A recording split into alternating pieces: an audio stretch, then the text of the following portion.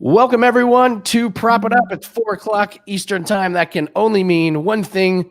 The weekend has officially started. And we are here to kick off the weekend with props for another great week of NFL prop betting. Joining me, as always, Andrew McInnis, Mid-Major Matt. Gentlemen, we're coming off a Thursday night football game. Let's give a little recap. Andrew, I know you had a nice little hit with Davante Adams scoring a touchdown. I had a hit with Aaron Rodgers on his overpassing. Matt, I don't know if I know what you were on for last night. I sat last night out because I just couldn't visualize how I thought this game was going to go. I had a freebie. I had a small freebie on Kyle Juszczyk. Of course, he only had one catch, but that's going to kind of lead us into our big topic because yesterday was a big issue that we've seen sometimes in props. So do we want to just start there, Andy? Yeah, I wanted to ask Andrew how he came to find his prop and what made him want to play that one.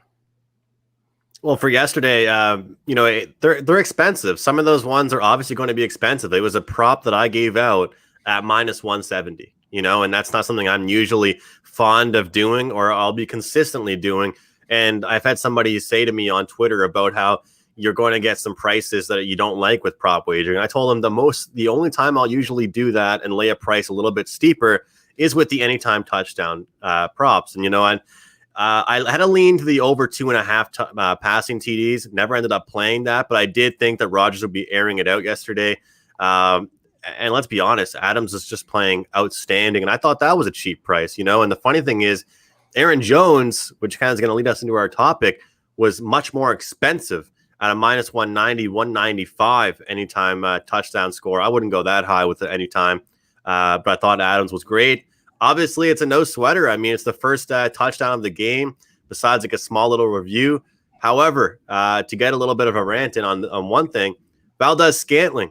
I had his over 2.5 receptions. Guy has a beast of a game with 2 receptions, 2 touchdowns, and I don't cash my wager. Good news is it's always nice when it works out this way. Obviously, you want to sweep the board, but that was the 2% play. So the 2% play loss.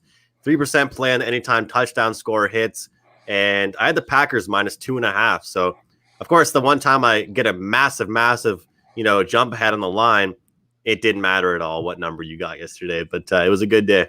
Yeah, thanks for everyone for joining us. Really appreciate it. We're going to have a special promo code a little bit later, just as a big thank you for helping us make this show.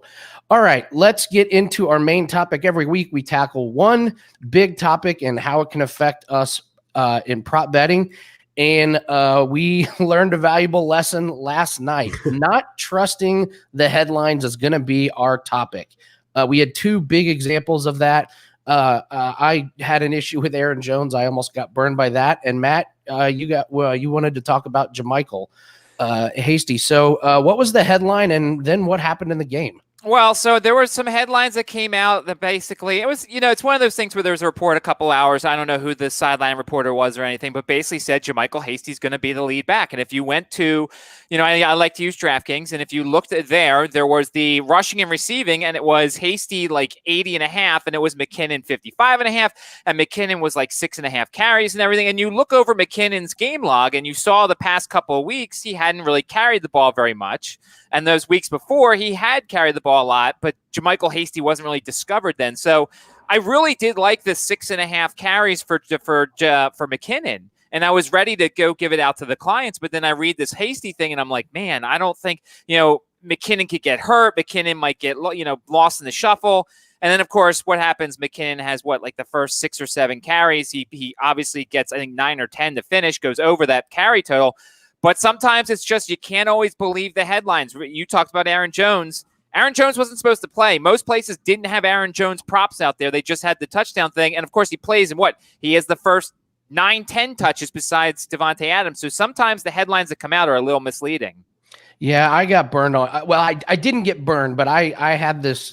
I read the article, said he was lucky to play, not going to get a full workload. And so I just thought, well, that means they're going to use Rodgers to move the ball, and luckily they did. But 31 carries, and Jones had half of those.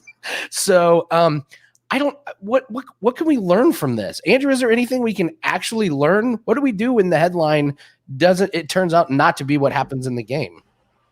Well, I learned it when I was in my brief stint at journalism school that check numerous sources, don't just check one. But I mean, in general, it sounds weird to say this, but we have to be able to formulate our own opinions. Obviously, we're not doctors; we can't formulate opinions on injuries and things of that nature. But for myself, like with the -2.5 with the Packers, I took a shot that those guys would be out for long term. Obviously, I didn't assume and guess somebody would get COVID on that team, but with an example like that with the headlines, it's never a bad thing to stay away.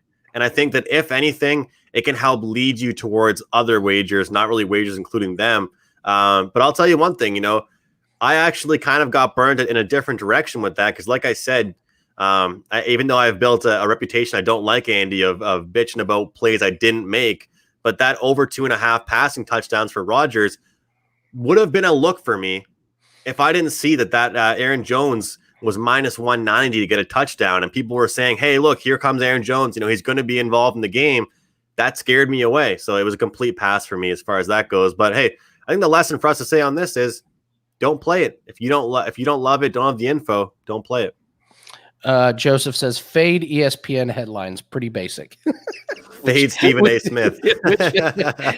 His words of wisdom. So, well, and here's the other thing that happened last night. I'll say this: I struggled to visualize the game. I sat there and I do my stuff, Wednesday night beforehand, and I actually slept on it. I said, all right, here's the things I'm looking at. And then I got up on Thursday and I'm like, I still don't know how this game's going to go, because I really wanted to take the under for the 49ers team total. But the Packers defense is so bad, it scared me. And I've seen Nick Mullins. We've seen good Nick Mullins. We've seen bad Nick Mullins. So I didn't know about that. And then I looked at the Packers, and then I looked at the running backs and everything. And I couldn't come up with anything. And so the other tip is, if you can't visualize the game, don't play it, move on. And, you may lament the things you didn't play, but at least you didn't lose something that, that cost you money. Yeah. It's good stuff. I envisioned a lot of offense from Aaron Rodgers, and we got that. And I was kind of kicking myself that I didn't play, Devontae Adams over. All of his overs hit, and the touchdown. I feel like if I would have kind of gone all in on the game script that I thought we were going to see, maybe it could have been a huge night. But I want to ask you guys that. Do you guys ever do that? Like, is it something that you're ever willing to do? Is if you love one specific handicap you made on a player, to do that? Because I think I really stressed on last Friday's show that I loved DK Metcalf to find the end zone. It was a ridiculously good price, guys. It was an unbelievably good price.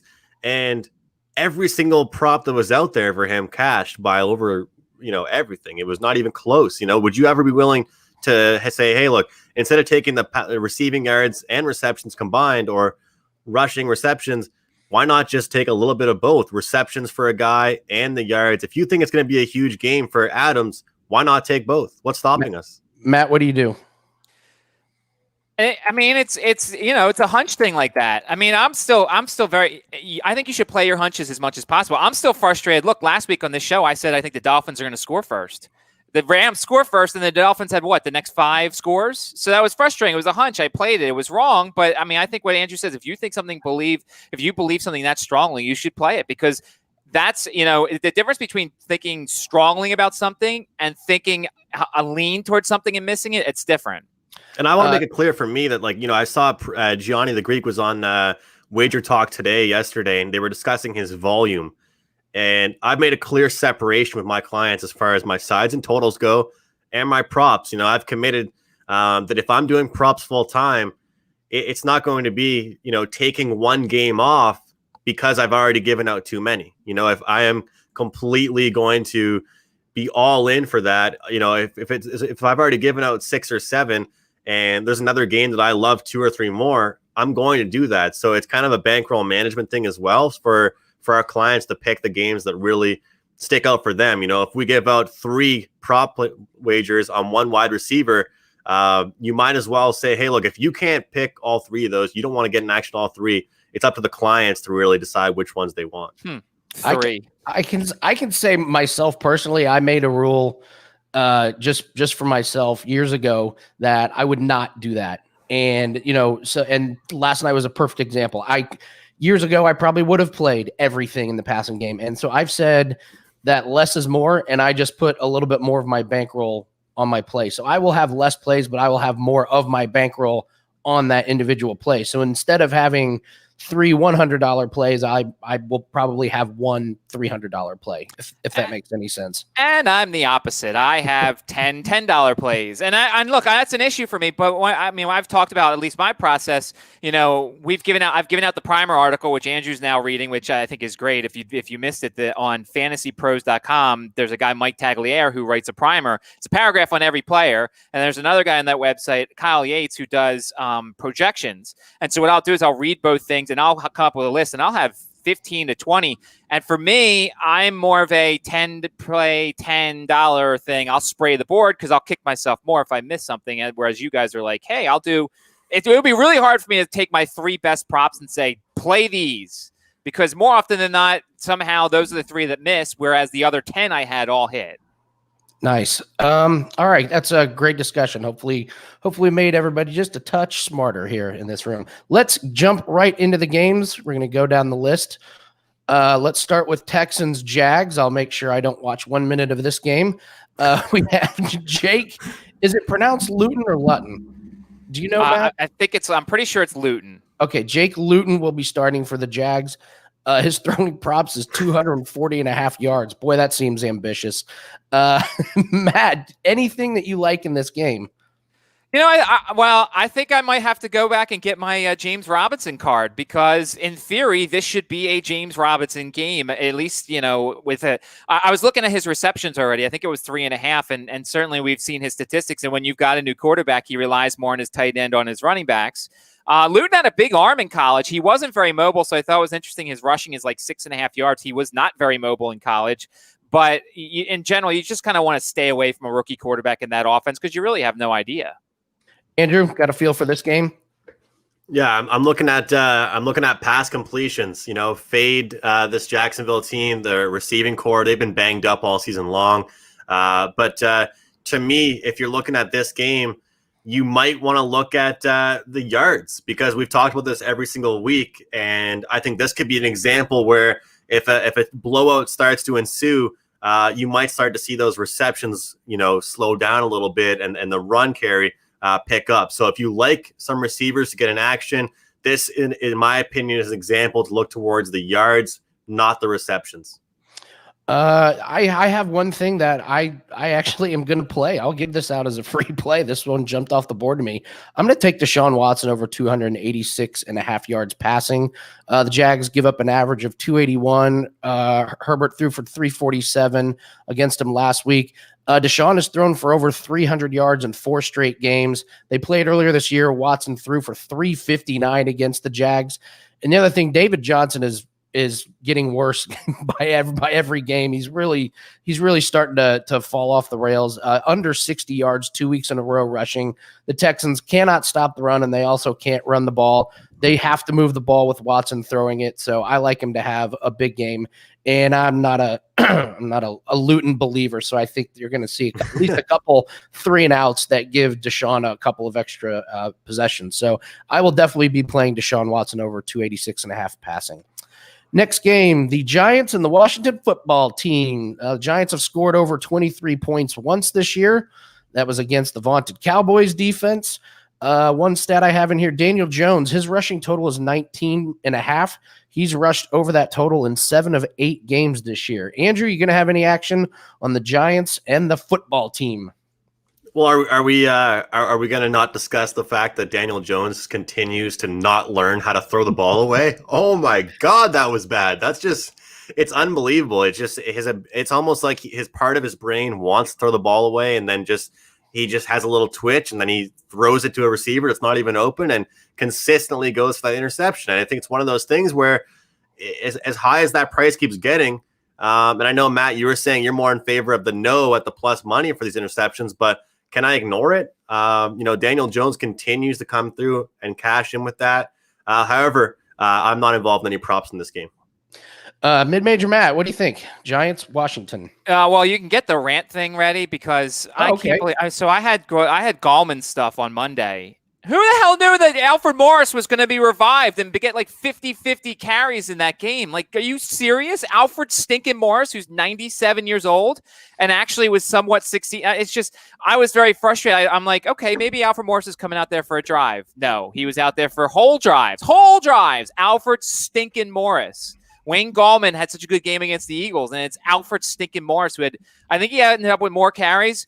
I just read that Devonta Freeman's not playing, so at least I won't get surprised this time by the Alfred Morris revival. I gave this out. I think this is an Evan Ingram game. If you look, according to Yahoo, Washington is the best against wide receivers. They have actually held the wide receivers to the fewest amount of fantasy points. So to me, I think Evan Ingram, who had a stinker the last time these two teams played, I think Evan Ingram bounces back. I think it's 3.5. That'll probably be on my radar for Sunday. Nice. Yeah, Washington NFL team opponent completions per game. Washington 17.9. Interesting to think about. Interesting. Ravens and Colts, battle of the Baltimore Colts and the Indianapolis Colts. Big offensive line injuries for the Ravens. They're missing their two best linemen. So before you look at this game, you got to know what you're dealing with. You got a really, really banged up offensive line. The Colts have a good front, second best rush defense in the league behind Tampa Bay. That surprised me when I saw that. Only allowing 80 yards rushing a game. We have a couple of COVID concerns.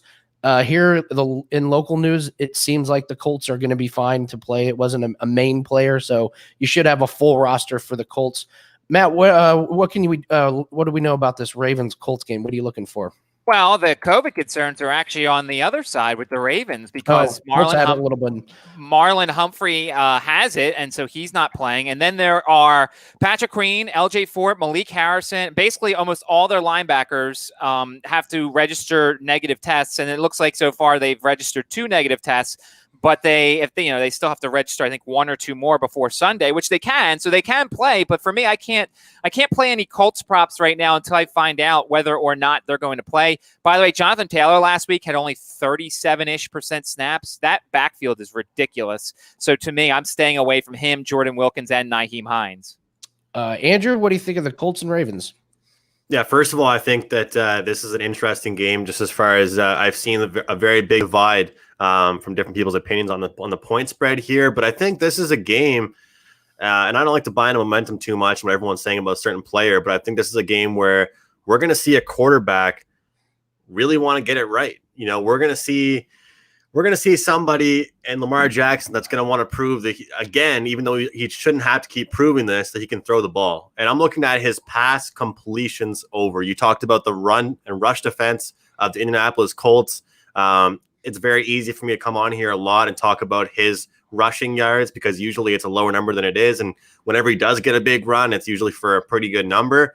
This time I'm looking at his pass completions. And, I think it really benefits us in this spot that it's going to be a relatively close game.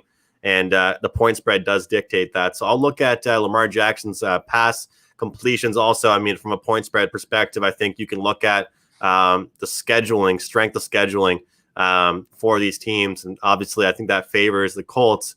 But I think that, it's early on starting this game. We're going to see Lamar Jackson have one of those games where he gets back to throwing the ball. I wanted to mention as well, in that Houston-Jacksonville game, Jacksonville is allowing 24 pass completions per game, which would pretty much cash every single over for their opposition on pass completion. So it's a quarterback prop I've been looking at, especially fading depleted secondaries. And I had that in my notes, but I forgot to get that out. So 24, that's a pretty big number, guys, for, pass completions allowed per game. Nice. Okay, got a couple little pieces of news here. Andrew, you have your first ever 5% soccer play up on wagertalk.com. That is exciting. That's awesome, man. Congratulations. We have a promo code SOC50 to get 50% off. You're giving out your 5%, your first 5% playing soccer and 50% off. You do it for the people, huh? Hey, I want people to, it's very easy to just step into a new sport. There's a reason why I mainly give out 3% plays when I do soccer plays. This is one, Andy, I couldn't keep it at 3%, man. I really like the spot. The research really shows it. And, customer service is great. Hook me up with that great coupon code SOC50. So anybody out there, we obviously have great soccer handicappers at Wager Talk and Sports Memo. Give me a shot tomorrow for my 5%. Nice. And then just before the show started, we all got sent this. Prop It Up has been such a hit. They wanted to make a code just for everyone watching today. Promo code AMA50. This is pretty awesome. I don't think I've seen this before. You can use this code on any of us. It'll work on me. It'll work on Andrew. It'll work on Matt. And you can pick a package. You can pick a week. You can get anything for AMA50. For me personally, I would recommend you get some kind of either week long or save it for my Masters next week. I am on an absolute tear in golf. We're looking at 3-0 again this week, and I absolutely dominate the Masters and all the majors. So if you're going to use AMA50 on me, make sure it includes the golf package for next week. So Andrew, what would you recommend people when you use that code? Well, like I stated off the top, especially with the props now, I wish the press was here to say this because he always jokes around about me talking about my volume being lowered when I had like 5 plays going in a day back when the NBA and NHL were going at once. But realistically right now, especially with the props volume I have, go for a 30-day pass, get a real sample size of what I'm doing with not just the NFL sides and totals, but also the prop market as well. Of course, I've been dipping my toes in the soccer market and UFC action every single Saturday. So, we always say as handicappers that our job is to provide winners for our clients. But if you're out there buying a 3-day pass, you're really looking at a very small sample size of somebody's work. If I have one losing week of props, I'm not too worried about that. I'm worried about 52 weeks altogether and coming out of those 52 weeks with profit. Yeah, and the AMA 50, sorry, it is 50% off. So, Matt, what would you any single package, any package at all? Yeah, Matt, what would you recommend? College basketball around the corner. Yeah, yep. I would say that. I mean, I love the long-term clients and I love everything this website has done for me. I think it's best for 3 or 7. And if you want to wait till college basketball, of course, college basketball is coming up. And, if you time it out right and you do it on a Friday, then you get the whole weekend of college football, the NFL, and of course there's Maction along the way and everything. So I almost feel like today would be the great day to do a 3 or 7 day. And that way you can kind of get a taste. Because I've heard from some people, they're like, I can't find some of your props. I can't find some of your team totals and things like that. So I may not be necessarily the right person for some people. Hell, you could use it if you want to. My $2 Tuesday bet is still up. You can make it $1 if you'd like, whatever it is. So there's plenty of things that you can use it on. I suggest shorter term for me so that way you can get a feel, because I don't bet on the big games. I don't bet on the TV games necessarily. I kind of have my own little niche, hence Mid-Major Matt. Please. Oh, that's where it's from. Oh, okay. Please do not use this promo code on $2 Tuesday. Please, just don't. So, good stuff. Thank you, Johnny. Johnny's in the room. Thank you so much for that. I know everyone's going to appreciate that. You can use it once a year for us whenever you want. So, all right, let's jump right back into some games. God, we have some weird games this week. Lions, Vikings. Andrew, did you get burned by Kenny Golladay last week? I did. I gave it out. And that, what's funny about that, Andy, is that was the week that I came on here, chest out, fired up, wash, rinse, repeat every single week, grab it. And then he goes out of the game. So, I'm watching Red Zone. I'm watching every game, and you get excited about looking at, you're updating your stats, especially when you do props. I mean, props is a whole new ball game, let alone just checking the scores of games. I'm like, what the hell's going on with Kenny Golladay? Yeah, that's exactly what went on with that one. But that's going to be an interesting game, guys. Dalvin Cook, question mark? Yeah. I mean, look at what the Lions are doing for rush defense, and look at what this Minnesota team has done against better tier teams. Now let's hop in against this Lions team, and I can't believe I'm saying that after Johnny just gave us that great coupon code, but. Seriously, though, I think Dalvin Cook, he's off for another great game. Matt, you got anything on this game? Anything piquing your interest? Well, in theory, this is the Marvin Jones game then, but Marvin Jones is one of those guys that's either going to have a really good game or a really bad game. Now, the funny thing is a lot of these places don't necessarily have the prop. We don't 100% know if Matt Stafford's going to play it. I think he is because, once again, I think it was either a false positive or he was contact traced. So, but, I mean, as of now, he's on that reserve list. He still has time to get off of it. That changes things, but I would say Marvin Jones is the guy to look at, but he has fallen short at times if there's a certain number that you're not comfortable taking. Okay. Next. Does that change the game plan, guys? Obviously, Stafford's, Do they have a game plan? Yeah, they just throw it every time. What are you talking about? That's what I mean, though. How does it change? Do we look for an INT prop with Stafford then? Do we look for is there something that we take out of this? Probably Cam Newton, but after he had COVID or there were scares of it, what did he look like in that following game? Adrian Peterson's 19th revenge game or something. I feel like this is, Adrian Peterson's 19th time going up against his former team. But by the way, if you ever want a good read, look up Adrian Peterson's 30th birthday party. It's the stuff legends are made of. Just trust me, you'll love that one. And those of you who know what I'm talking about are laughing. Bears Titans, my favorite stat of the season, Matt. No, don't you dare. The streak is still intact. Nick Foles has thrown an interception in every game he's played in this season. But don't worry, Andy, it's not him, it's the team. No, it's not him. You're right. It's not him. It's not. He's got nothing to throw to. He can't throw passes to himself. I mean, come on now. The other team? Here, I saw on, I don't know if it was ESPN or some network, and they were just saying, hey, you put Nick Foles on the Tampa Bay Buccaneers. I can't remember. Maybe it was even Wager Talk. And they said, hey, if you put Nick Foles in the Buccaneers and replace him with Tom Brady, they have the exact same record and the stats are very similar. Do you agree with that? 100%, 150%. Yes. He doesn't have an idiot for a coach. Bruce Arians is a good quarterback whisperer. Matt Nagy's an idiot. He has no offensive line. He has no run game. He has Allen Robinson, a bunch of nobodies. What do you want Nick Foles to do? I want him to keep throwing to the other team because this thing keeps catching every week. I hate you all.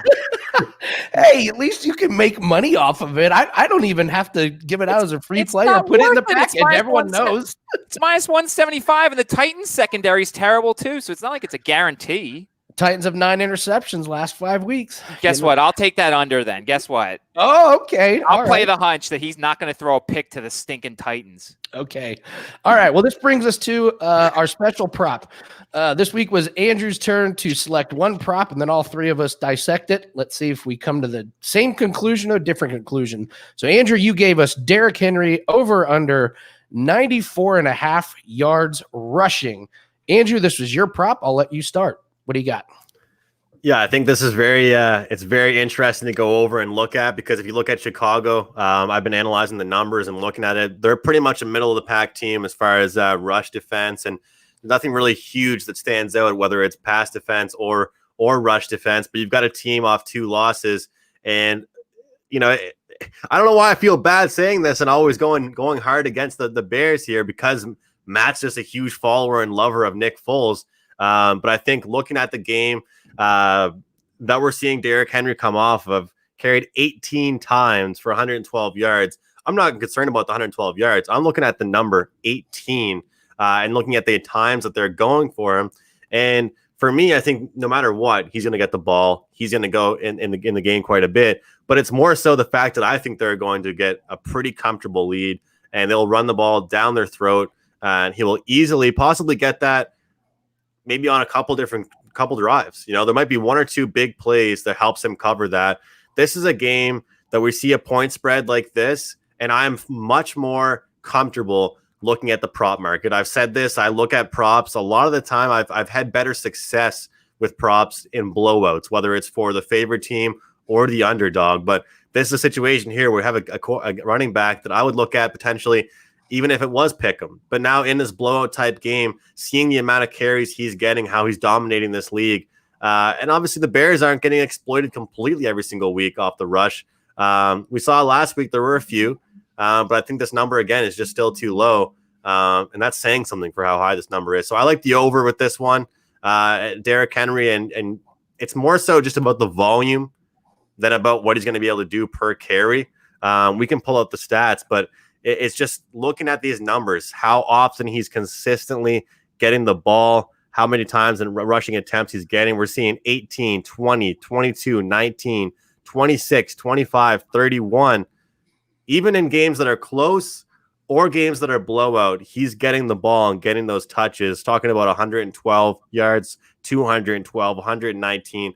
Those numbers are high. And this game in particular, I think that if this game does get out of hand, he's certainly one of the factors for that reason. Matt, what'd you come up with when you looked at this?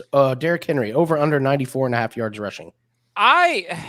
Derrick Henry's tough to figure because if you look at his game log, he's done well against the teams he's supposed to do well. The 112 yards last week, Cincinnati's run defense is terrible. Houston, 212. We all talked about it that week. I mean, the number wasn't high enough, and I think you hit it too, Andy. I had the over that week.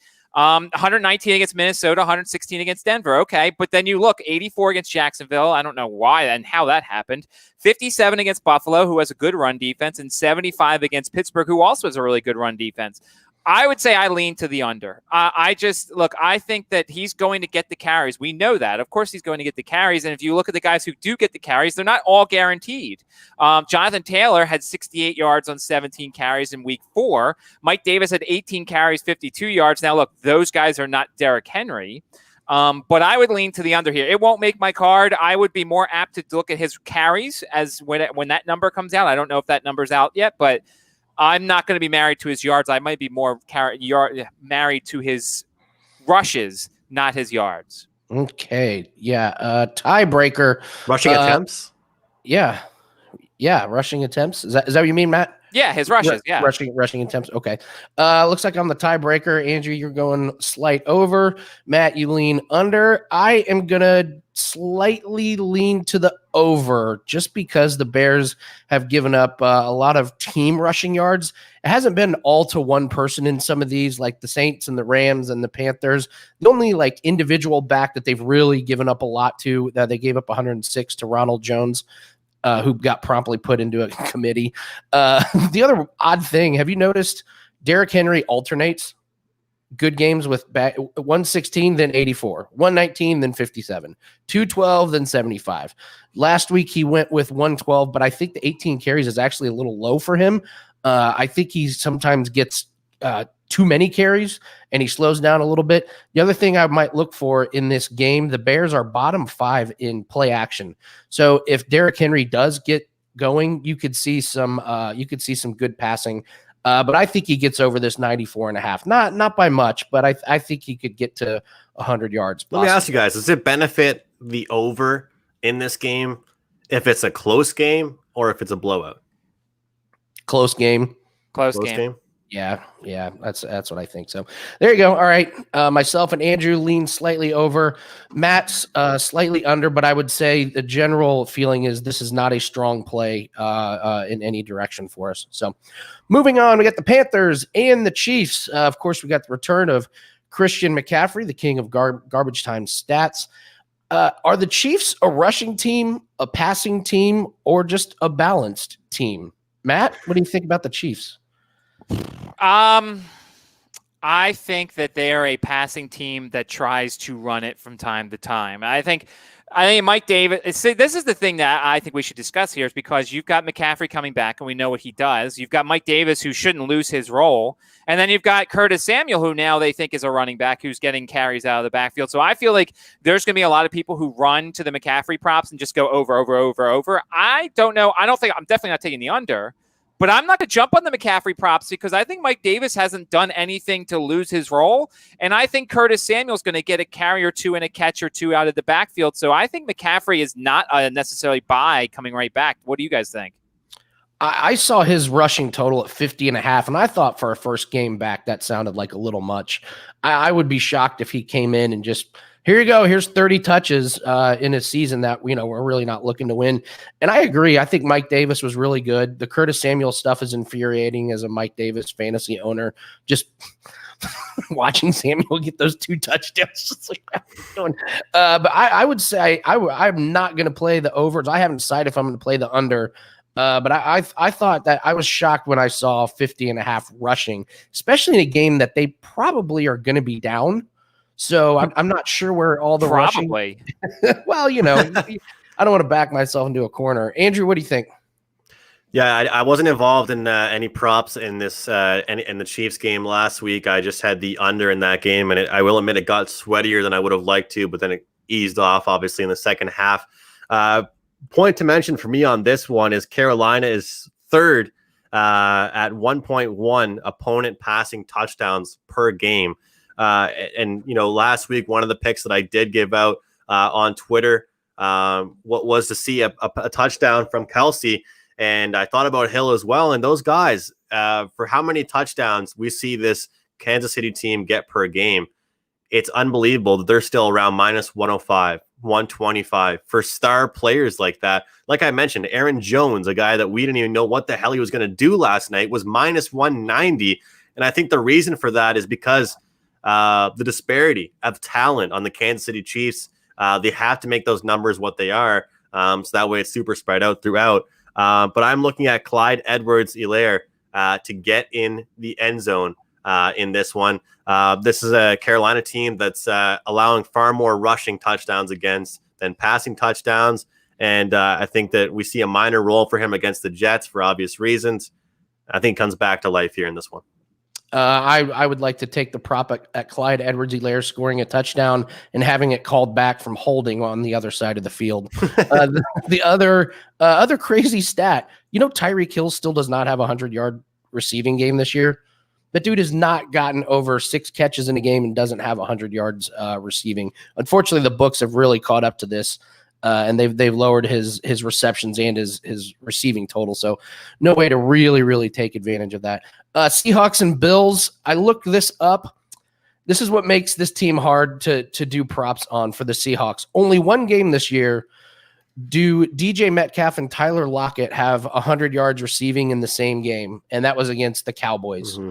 And so it is glaring that they pick one wide receiver and just go to him. What a game from DK though. What a game. He turns average check down passes into TDs. He turns 15-yard tosses into touchdowns that nobody else could do. I love seeing those graphics of the lines of him running around the field and different. He's never just running straight. It's just unbelievable. He was the guy I was saying that you might want to double up on because, like you said, Andy, he's either having a great game or Rockets getting the game. So mediocre game. Yeah. Anything that we can take away from the Bills, Matt? It feels like the Bills are really starting to come back to earth after a quick start. Seattle's the second most allowed rushing yards to a quarterback. And so I think Josh Allen's rushing yards could be worth a look. I will say this. I was pissed last week because I saw Zach Moss's revival, not necessarily revival because he hasn't been there, but like I saw his coming out party happening, but I took his receiving yards because he had been a receiving threat. And of course he doesn't get any receptions and he gets a bunch of yards rushing. So that number, it's not as bad as I thought. It's in the mid 30s. I still think the over there because I think Zach Moss is going to eventually surpass Devin Singletary. So I think Josh Allen's rushing yards and Zach Moss's rushing yards could be a thing here because they don't want to get into a shootout with Seattle. They're not going to win a shootout. Good. That's what great stats on the rushing quarterback. That's a good one. Broncos, Falcons. Do you mind if I real quick? Go ahead, Andrew. I don't think they want to get into a shootout, but I think they're going to have to. But I think that, it's interesting. Matt points out that rushing yard attempts. Seattle, 2 obvious points, 32nd in the league, dead last, 46.9 opponent pass attempts per game. I've been talking a lot today about the completion prop. I think Josh Allen could be a good one. Also, Seahawks opponent passing yards per game. Once again, 32nd in the league, 358 passing yards against on average for this Seahawks team. I had them last week, and this is a team that's going to make you sweat it out. But it seems like it's like first to 34 points wins with this team. At this point, if you can get a great number with the completions on the opposition, and look at the way that this Bills team has changed their offense from just even one year to the next. It's a fast tempo offense, and I think if Josh Allen wants to be in this game and get back to playing solid football against great teams, he's going to have to throw the ball well. Yeah, it looks like a really good game for the pass attempts, as Chance points out on our YouTube comments. Broncos Falcons. Falcons are the second worst pass defense in the league. It's amazing. They're the second worst. They give up 311 yards. Seahawks are giving up almost 40 yards more a game than the second worst team. Broncos coming off that crazy game. Tim Patrick being out was a bummer. I think that guy's really good. Matt, you going to have anything in this game? A lot of potential fantasy points I feel like are out there. So I'm looking now at one sports book, and I see 36.5 rushing yards for Phillip Lindsay. I have to do a little more research here, but I think that's a gold mine there. I think Phillip Lindsay last week, they didn't buy into the narrative of Melvin Gordon going up against his former team last week. So to me, I think Phillip Lindsay's the clear number one, and I have to do more research and look at it more because Atlanta, everybody throws on him, but the running is different. 36.5 for Phillip Lindsay seems mighty generous in terms of I would take the over there. Oh, that's great. Yeah, Melvin Gordon is, just the eye test alone, Phillip Lindsay looks like the better running back. There's no way that escapes the coaches. Andrew, what about you? Like anything in the Falcons and Broncos? You mentioned fantasy. I think that I've said, sometimes it's good to look at receptions, sometimes it's good to look at yards. I'll look at Tim Patrick's receiving yards for this game. He's listed as questionable. It looks like he's going to play. It sounds like it's, pretty much like a 90% thing. And I think he's that guy they're going to stretch the field out to. So maybe he won't get 5 or 6 receptions. Maybe he'll get a few longer ones that can get him there on his yards. Up next, my Raiders. My beautiful Raiders. Your Las Vegas Raiders. A dominating 16-6 win over the Browns. Just a dominating performance. Great win for the under.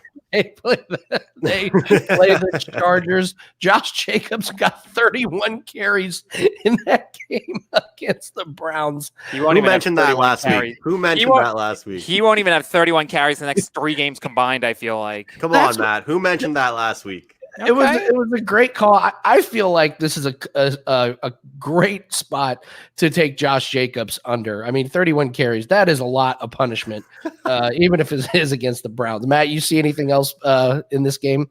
I see the Chargers putting I'm looking at their injury report now. No, Joey Bosa is doubtful. Casey Hayward is questionable. Brandon Faison's questionable. Jaleel Adai is questionable. I despise David Carr with the passion of 1,000 suns. And after this doesn't hit, because I'm going to take the over on his touchdown passes, I probably will despise him.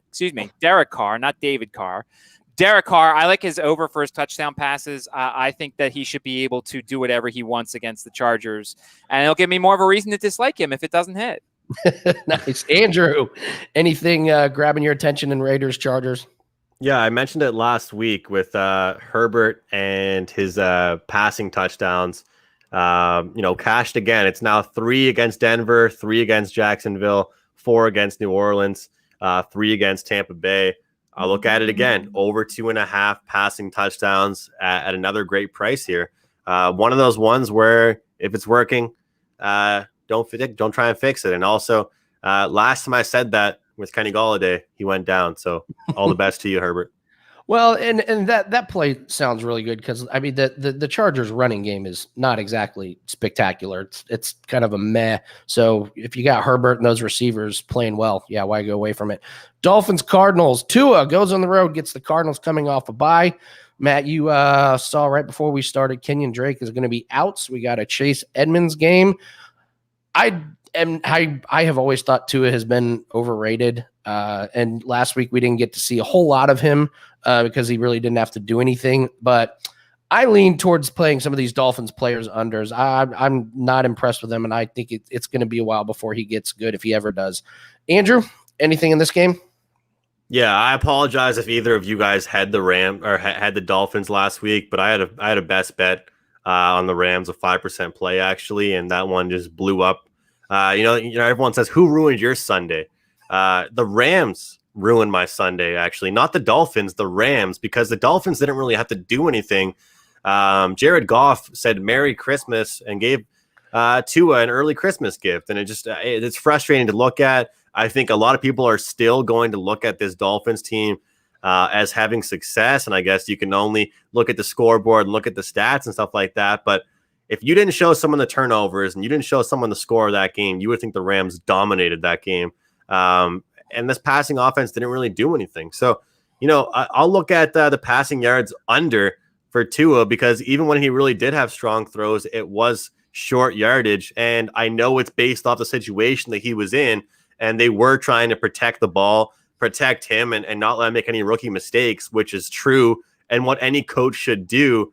But look forward to seeing him in a spot like this, and what I think will be somewhat of a competitive game. Matt, what do you think? Give me Chase Edmonds everything. I think Chase Edmonds is a better running back than Kenyon Drake. Now I'm looking at the one sports book we always use, and there's not a single thing up with him yet. I guess they're waiting until today when they saw that Drake was out. But I think Edmonds is a better running back than Drake. I think we'll see that. He gets pass catches, he gets rushes. So I would combine the two, the rushing and the receiving. I also think I'm leaning towards 2 and no interceptions. I think it's a plus price. It's going to be a solid plus price. And Arizona's secondary doesn't scare me. If you look at who Arizona has intercepted so far this year, yeah, they did really well against Russell Wilson. But Russell Wilson seemed to be off a little bit in that game. And then you look at some of the other guys, Andy Dalton. Of course, everybody's going to intercept Andy Dalton. I think he's been intercepted in his own house. And then Teddy Bridgewater, we've seen some of Teddy Bridgewater's throws. So to me, I think Tua, they're going to manage him. I think he has like 25, 30 pass attempts. And I think Tua, no interceptions, worth a look at a plus price. Next game, the Steelers versus what's left of the Dallas Cowboys. Andrew, how about them Cowboys? How about them? How about those Cowboys? Is there any way anyone could talk you into playing anything over on the How about those Eagles last week? How about those Eagles? Why? See, now why are we going to do that? They won the game. Mean? That's all. They won. Thank you. First place Eagles, by the way. Thank you. Yeah. Why you got to be so defensive? That was a smiley. How about those Eagles? That was you're sarcastic. I don't like your sarcasm over there. The Packers always win games. I'm a Packers fan. It wasn't. Andrew, focus. It wasn't sarcastic. No, I don't have a play on this game. I'm done being involved in Cowboy games. But actually, I will say I've had success now several weeks in a row being involved. I keep on saying these pass completion props because it works on teams like Dallas. I had DiNucci's over, and he played a horrible game. I could have played better than him, but he still was able to complete passes, because when you're down like they were, when it's late in the fourth quarter, you're going to get these bullshit, 3 or 4 yard passes. You get 4 or 5 of those late in a game, that helps you. And I've had that happen with Daniel Jones, and with a lot of scrubs that you shouldn't really be betting on. But that's why we do these shows and why we break down these kind of bets, because even though DiNucci is horrible, and I could go outside right now and find some guy off the street to throw better than him, I think that you can look at a guy that's going to be down. They're going to get blown out. Look at that passing completion prop. Good stuff. Matt, what do you think? Cowboys and Steelers. I've been closer. I've hit the Dalton Schultz receptions props the last couple of times because it doesn't take much to throw the tight end, and it's consistently 2.5. I think he's a guy look, Amari Cooper is not going to be in the offense necessarily. CeeDee Lamb possibly because the slot guy, but to me it's usually Dalton Schultz. And then look, I know that a lot of places the over 1.5 touchdowns is going to be too heavily juiced to take it, so you wait till they flip the Big Ben passing touchdowns to 2 and then just take the over. I think he's got 2 in the first half, I would even say. So that's probably a nice prop to take. Yeah, teasing the NFL and YouTube says Zeke under rushing yards. That would be that may make my card. I was leaning that, and we'll see when they come out with the props what that actually number. Tony Pollard might be worth a look, because remember Zeke's banged up this week, so you might get some sneaky value on Tony Pollard this week too. Yeah, good stuff. I want to talk Saints and Buccaneers last, so let's just jump into the Patriots Jets real quick. Jets and team totals are just the gift that keeps on giving. 4 straight games with 10 points or less. Matt, what do you think? Does this trend keep going with the Jets? I mean, just play my tape from the previous weeks. I'm going to play the over on the slot guy, whether it's Braxton Berrios or it's Jamison Crowder, because the Patriots can't cover slot guys. And I actually have a different thing this week. And I said it on Wager Talk today, and I said it on Presidential Address. I'll say it here. I'm taking over 0.5 point in the first quarter for the Jets. The 5 times this season they've scored. If you look last week, the last 2 weeks, they've scored in the first quarter. The Patriots have allowed points in the first quarter every first quarter except for game 1 against the Dolphins. Sam Darnold's best completion percentage is in first quarter. So all I need to do is the Jets need to score a point in the first quarter and I win. So I'm taking over 0.5 point in the first quarter for the Jets. Nice. All right, Andrew, what do you think about this one real quick? Patriots and Jets. Anything?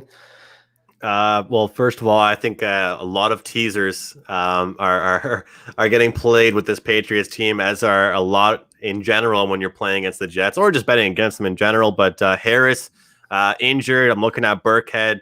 I've talked about him a few times this year, and I think this is one to look at. I think even though I've been always breaking down these and talking about a blowout, unfortunately, this won't be the blowout that people think it will be. It'll be a typical Belichick win. And I think a Belichick win involves getting Burkhead for those casual 3 to 4 yard carries, and those all add up. And it's a pretty generous number here, I believe, we'll get. I don't really know exactly what his was. I think it was below 50, though, last week for his rushing yards. So I'll look at that one. It's hard to look at any receiver right now for this Patriots team. Am I wrong? Yeah, it's tough. It's Cam Noodle Arm. Yeah. Newton or what? I'm telling you, he hasn't been the same since COVID. So he has not looked like the same guy. Let me add one thing here to that running back thing, Andrew. Sony Michel's coming back too. So you got Sony, Damian Harris, James White, and Rex Burkhead. So I feel like that's a run the F away from running back group right there. Right. All right, game of the week: Saints Buccaneers. This is just a great matchup to watch with the Buccaneers linebackers and Alvin Kamara. I'm excited to see who comes out on top. Kamara's been just a moneymaker on that rushing and receiving total, but he gets his toughest defense. Matt, what do you think? Are you going to be back on Kamara, or you think the Bucs figure him out? So do you guys think that do you think the books will adjust that number because if Michael Thomas is back? Because look, I'm guessing that most of the books don't have the Saints aspect because they just also said that Drew Brees is a game time decision because he's got the shoulder thing, which clearly you can tell because he throws only 4-yard passes. But do you think there's a chance we get some value on Kamara? And let's say if Thomas is in and they reduce that number a little bit. It is so hard to say what the books are going to do with props.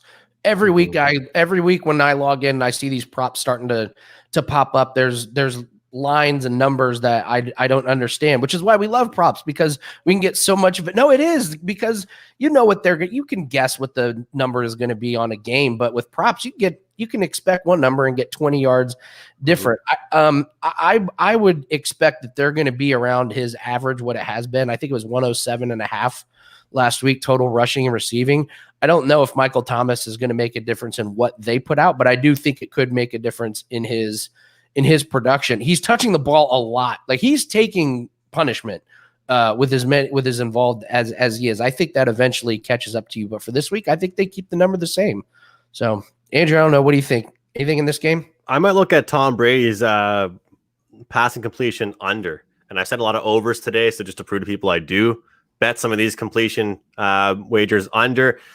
We've seen and we know that this Buccaneers team does have weapons on the rushing game, obviously with Ronald and even Fournette. So I think that this is a game here where a lot of people are expecting quite a bit of pace to it, and I think that the coaching staff for the Buccaneers might try and change that and look to get the run game going. So pass completions under for me with Tom Brady is a look. Yeah, Matt. Antonio Brown making his debut. This may fall under the topic we discussed at the top, believing the headline. I mean, there's no way we know what Antonio Brown's going to do this week, right? Yeah. I mean, I feel like if they're winning, he's not going to get as much because then they're just going to run. But if they're losing, he may. I couldn't touch an Antonio Brown prop because it's just there's too many question marks. You don't know how long he's going to be in. You don't know how big he's going to be. So there are other things. I mean, as I said, the Kamara thing. I was stunned last week. It was 56.5 receiving yards. Like, have they been watching this? He gets 10 catches a game. He's going to get 56 potentially on one play. So there's other ways to attack it. I'm running from Antonio Brown. Gronk for a touchdown's not a bad look because Gronk is getting back into it. So there's better ways to look than Antonio Brown. Gronk's a guy, Matt. It's interesting. He's not getting a lot of receptions, but he's fine in the end zone. So it's interesting to look at for him. If you're like him, I would look at the end zone prop as well, and you're getting some good plus money with it. I'd say one thing about Antonio Brown, guys. He's not out of shape. Any little workouts he's done or anything like that with a team, or even last year with the Pats, this guy's not out of shape. He hasn't forgotten how to catch a football. I think the benefit that you're going to get if you're looking at Antonio Brown here in this spot is it's going to be a lower number than you're going to get the rest of the year, most likely. So if you do like Antonio Brown, you think that Tom Brady's going to look for him and the offense is going to look for him, I'd say now is the time to play it. And I get it, there's question marks all over the place. But this is what comes down to, the headlines. We talked about it off the start of the show. You have to have some personal opinion and personal belief going into a game. And I think that it's all about playing numbers as well. If you like Antonio Brown at all, this is probably the week to do it. Nice. All right. I believe that wraps up all the games this week. Great show, guys. I will be on Takedown Live doing live MMA betting. We got a really good card and some bets. Fights I'm really excited to bet on. That's tomorrow at 7:00. My prop package is up. It's going to include NASCAR, and I do have to pump the Masters for next week. I'm on an absolute tear in golf. I love the Masters. I will have tons of plays because the books put out. I mean, they put out 10 times as many plays for the Masters than they do any other tournament. And for all of us guys, promo code AMA50, you get 50% off. You can use that on any of us in any package. I think we recommend, long-term plays because it gets you the best deal. Myself, make sure it includes next week. Andrew, what do we got to look forward from you coming up? Of course, that 5% soccer play tomorrow afternoon, using that coupon code SOC50 to get 50% off. I have 2 wagers in the UFC tomorrow. One of them happens to be a free play on my Wager Talk profile page, wt.buzz/am, and 5% teaser on Sunday at wagertalk.com. The rest of the plays are just for subscribers only as of right now. Cool. And Matt, what can we look forward from you? Well, I got the $2 Tuesday play still up for tomorrow. It's a team total, and the college football package will be up later on tonight. Had to wait. We had, 7 cancellations, postponements so far this week, which is unfortunate. So I put my plays up on Friday night, and then, of course, tomorrow night we'll start doing the NFL props before we beat the Overmageddon that happens usually on Sunday. Exactly. All right, everyone. Thanks in the room. Give us a quick little like. Give us a subscribe. Helps keeps the show going. Hope everyone makes a lot of money.